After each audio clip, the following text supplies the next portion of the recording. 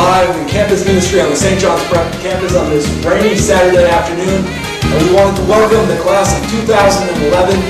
It's going to be a great time next year. I'm Ben Slanlin. I'm joined with Sean O'Hara on my left, Eric Goyan on my right. It's a pleasure to have you guys with us. Great to be here, Ben.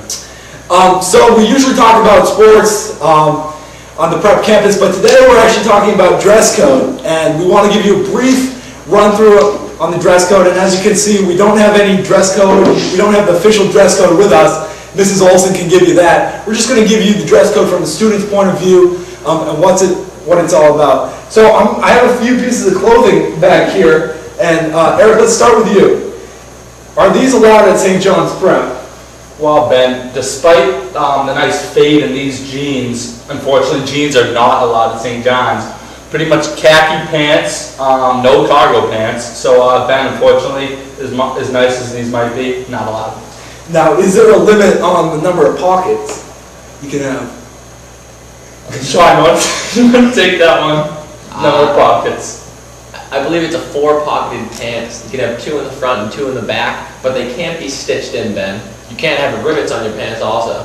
So pretty much just basic khaki pants, or if you want, you can have corduroys, but they cannot have stitching or rivets on them. Now, Sean, I was noticing your flow. Is there any rule on hair length?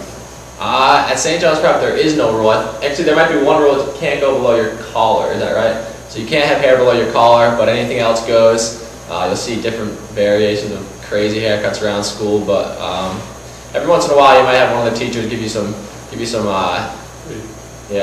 some grief because of it. But as far as the rule book goes, you're all set. Okay. Now let's look at these. Guys, are these allowed? Sean, you want to take this one? You know, I really wish they were allowed, but honestly, not even close. For one, you can't wear shorts, and those are athletic shorts, not even khakis. Not even close on that one. Well, how about this? This might be a little more classier. Eric, is this allowed? Wow, Ben, that's an Abercrombie shirt. It's got the collar, it's buttoned down, it's not plaid. Ben, this is a legal shirt. And it's Abercrombie too. Ben works at Abercrombie. He was actually recruited. So well, this is about dress code, Eric. So how do we say to that? Okay, Sean, let's go back over to you. How about these? Classic khaki pants. Well, you know what, Ben? That's exactly what you're looking for at St. John's Prep. You got the 2 pockets in the front, you got the 2 pockets in the back, nothing stitched in, there's no rivets. Those are like the perfect chinos. And make sure you got to put a belt in there, because belts are mandatory. And that actually was my next question, Sean. So you're telling me it's mandatory to wear a belt? Absolutely. Now, does everybody do it? I mean, it depends who you are, it depends what teachers you have, but they're supposed to be mandatory. Most kids wear them. If you forget it once in a while, you'll probably get off, but you are going to get some grief if you're not wearing a belt. Okay, and now this brings me to the next piece of clothing here. We have a sweatshirt, but it's a collegiate sweatshirt. So this is a little tricky in the dress code. Eric, do you want to handle this one? You can wear sweatshirts as long as they're St. John's Prep or a college, but only during the winter. Is that right? They announce when you can wear sweatshirts and when you can wear boots. So as for the fall, right now, you guys probably can't wear sweatshirts. They got to announce it, but it has to be college or St. John's Prep. But really, you know, if you're wearing a St. John's Prep type sweatshirt, even if it has a hood, even in the spring, the teachers aren't going to let it go by. So don't really worry about that too much. But as for the rule book, I mean, I guess you can't wear hoods during the spring, but I do it anyway. Okay. That's Sean O'Hara, though. That is Sean O'Hara. That's true. Now, this is our last piece of clothing, if you want to call it clothing, footwear, really. I've got two pieces of footwear here. I have a sandal and I have a shoe. Are either of these in dress code? Sean? Absolutely not. As much as I'd want the sneakers to be in dress code, I know Zavarian, BC High, those schools can wear sneakers, so St. John's Prep administration might want to think about changing that a little, make it a little easier on the boys, especially the athletes.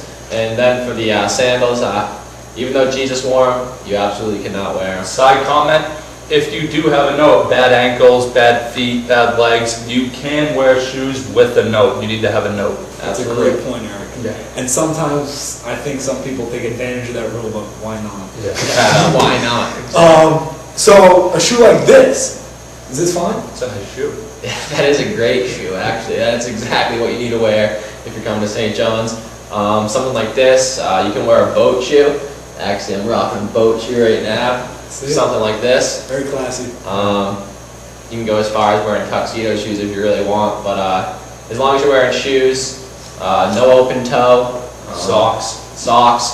Yeah, you're supposed to wear socks. A lot of kids don't do that, but well, actually, don't worry about that. Well, hey, Sean, Eric, I think you've covered all the bases. So, class of 2011, I hope you guys have a better understanding of what you need to wear to school to be in dress code. Ben, what about the shirt being tucked in? We forgot about that, Eric, and I'm glad you mentioned that. Sean, do you want to handle that one? Having your shirt tucked in, it looks classy. It looks, the teachers want to see you have it. So make sure you have your shirts tucked in. If you're walking down the hall and you have the tail hanging out or something, the teacher might just ring you up to detention right there. Or if you're lucky, they'll just tell you to tuck it in. So you gotta beware.